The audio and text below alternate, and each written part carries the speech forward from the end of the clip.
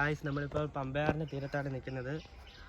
കുറച്ചും കൂടെ ഇറങ്ങിപ്പോയി നമുക്ക് ആ വശത്തോട് നോക്കിക്കഴിഞ്ഞാൽ ഒരു നല്ല വ്യൂ തന്നെയുണ്ട്.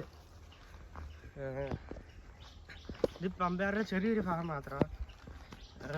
നമുക്ക് ഇതുവഴി പോകുമ്പോൾ ഇടനാട് പാലമൊക്കെ കാണാം. എന്താ പണ്ട് ഇപ്പം അവർ പറഞ്ഞു കൊടുക്കുന്നുണ്ട് എല്ലായിടത്തും വെള്ളം കയറിപ്പോൾ ഇടനാട് പാലത്തിൽ മാത്രം വെള്ളം കയറിയില്ലെന്ന്. നിങ്ങൾക്ക് അത് കണ്ടോ, കുറച്ചും കൂടെ ഇറങ്ങിപ്പോയി കഴിഞ്ഞാൽ നല്ല വ്യൂ കിട്ടും.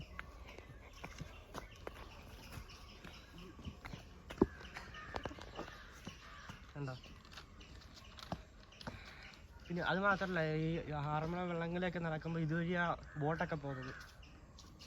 വെള്ളമൊക്കെ ഇതുവഴിയാണ് പോകുന്നത്.